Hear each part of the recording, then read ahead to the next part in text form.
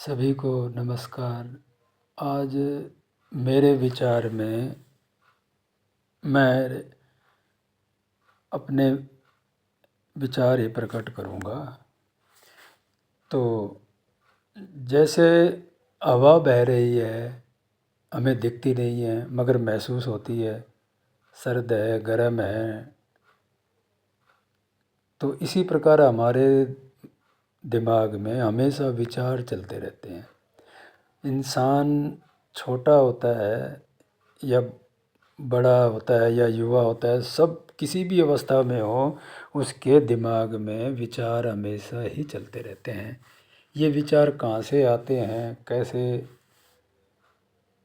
उठते हैं, जैसे यही मान लो कि मैं तो मेरी बुद्धि के हिसाब से बता रहा हूँ कि जैसे कोई बीज भूमि पे गिरा और वो धीरे धीरे पौधा बना, फिर पेड़ बन गया, उसके बाद फल भी आ जाते हैं। तो इसी तरीके से हमारा जो ये ज्ञान इंद्रिया बोलते हैं जैसे, तो इनका विचारों के साथ कनेक्शन है। जैसे मैंने आँख से कुछ देखा और दिमाग के साथ आँख का कनेक्शन है, किस भाव से देखा, कैसे देखा, ये जो अंदर का प्रोसेस है विचारों का, ये कौन समझ पाएगा। एक ही चीज़ को कई इंसान अपनी आँखों से अलग अलग विचार से प्रकट करते हैं। तो जैसे वो कहानी है ना कि 5 मनुष्यों को दिखता नहीं था, तो उनको हाथी के पास ले गए। तो एक के हिस्से में तो सूंड आ गई, एक के हिस्से में टांग आ गई, एक के हिस्से में पेट आ गया, एक के सूंड आ गई और किसी के कान आ गया। तो सब ने जब उनसे पूछा हाथी कैसा होता है, तो जिसके हिस्से में पूँछ आई थी उसने तो बोला कि हाथी तो रस्सी की तरह होता है। जिसके हिस्से में टांग आई थी उसने बोला कि हाथी तो एक खम्भे की तरह होता है। जिसके हिस्से में पेट आया था उसने बोला हाथी तो एक पहाड़ की तरह होता है। जिसके हिस्से में कान आए थे उसने बोल दिया हाथी तो एक छाले की तरह होता है। और जिसके हिस्से में सूंड आई थी वो बोला कि हाथी तो एक ऐसे ही कोई, मान लो उसने कोई और उदाहरण दिया, मेरे को अभी फ़िलहाल वो याद नहीं है क्या बोला। तो कहने का मतलब है एक ही चीज़ को 5 लोगों ने अलग अलग प्रकार से वर्णन किया। इसी प्रकार से हमारी जो आँख देखती है और दूसरे की आँख देखती है, फिर अन्य लोगों की आँख देखती है, वो अलग अलग नज़रिया होता है। तो ये जो अलग अलग नज़रिया होता है, तो हर एक आदमी की इसका मतलब प्रवृत्ति अलग है। तो प्रवृत्ति अलग है तो उनके विचार अलग उठते हैं। जैसे एक ही भूमि के अंदर मान लो कभी तो हम खेत के अंदर मूंग की बीज डालेंगे तो मूंग हो जाएगा, बाजरा डालेंगे तो बाजरा हो जाएगा, कणक डालेंगे तो कणक हो जाएगी, कपास डालेंगे तो कपास हो जाएगी, तिल डालेंगे तो तिल हो जाएगा, गन्ना करेंगे तो गन्ने की खेती हो जाएगी, चावल की हो जाएगी। इसी प्रकार से अलग अलग फसलें उसी भूमि पे हो जाती हैं।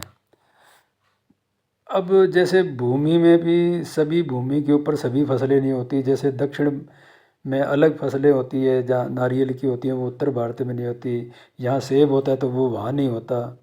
तो इसी प्रकार से मनुष्यों के विचार भी स्थान जगह उसके हिसाब से अपनी बुद्धि ज्ञान के हिसाब से बदलते रहते हैं विचार।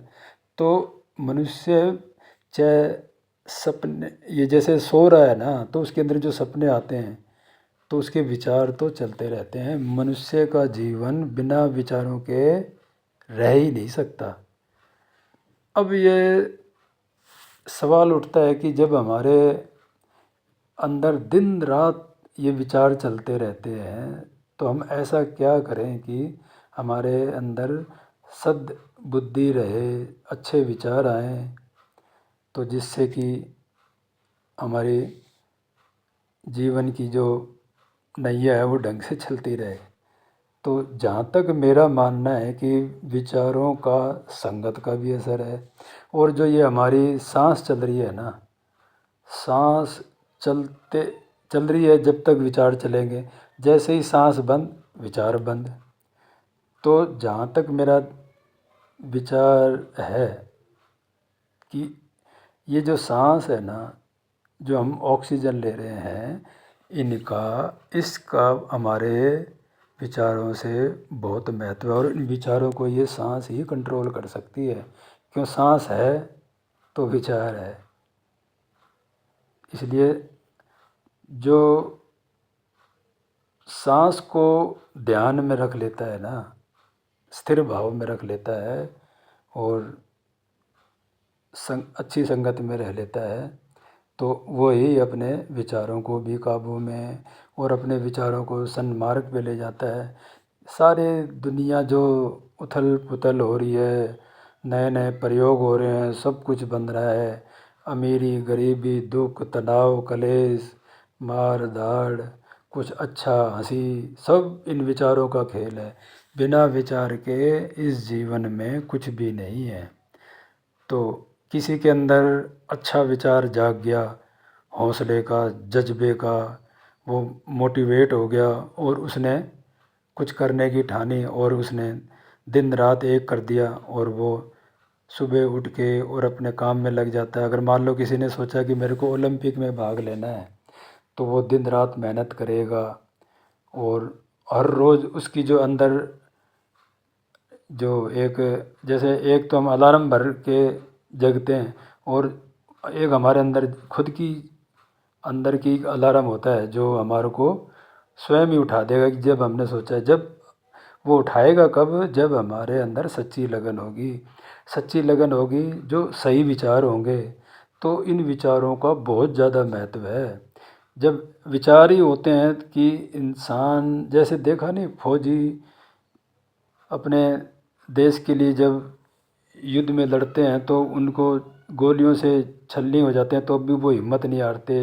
वो हिम्मत उनको अपने विचारों से आती है कि मुझे इस देश के लिए करना है, मैं हिम्मत नहीं हारूंगा, और वो उनके अंदर एक अंदर ताकत आ जाती है। तो ये सारा खेल इस जीवन में विचारों का है। अब कई जैसे बच्चे निराश हो जाते हैं कि कोई परीक्षा की, प्रतियोगी परीक्षाओं की तैयारी करते हैं और वो कुछ कामयाब नहीं कर पाते, क्यों? सीटें कम होती हैं और बच्चे मेहनत तो करते हैं अपनी तरफ से, मगर उनको वो मिल नहीं पाता तो वो निराश हो जाते हैं। तो हमें अपने जीवन में निराशा के विचार नहीं आने देने चाहिए।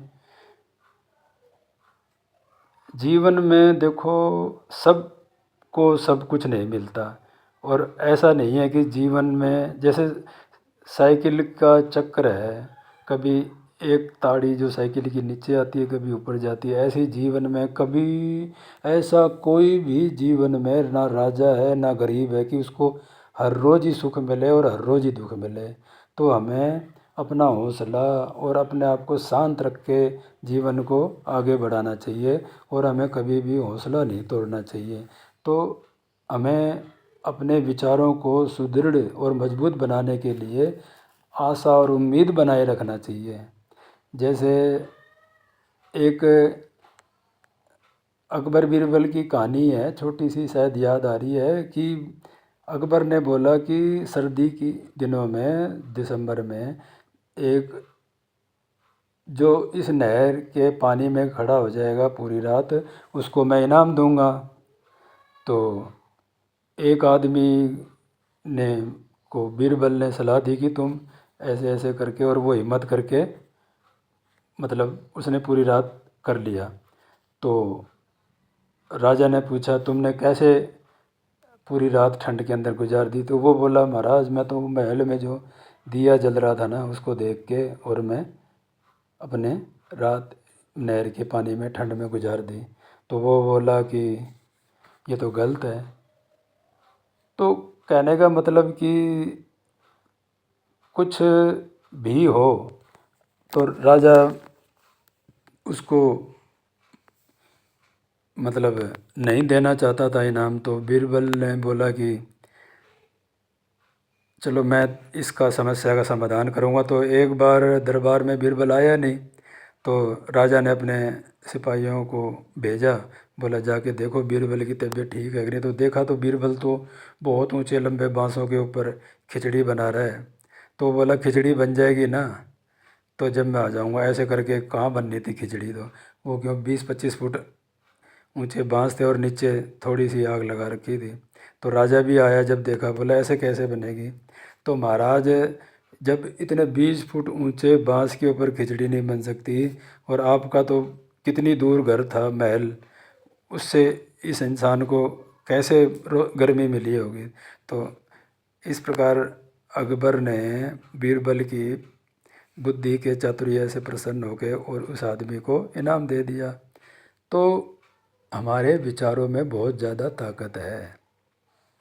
तो अब इस विचारों के कारण ही देखो इस जीवन में जो अच्छे वैज्ञानिक हुए हैं, जिनके ऊपर परमात्मा की कृपा हुई है, कितने अच्छे संत हुए हैं, ऐसे ना जाने कितने अच्छे नेता हुए हैं जिन्होंने जीवन में अच्छा किया। धन्यवाद।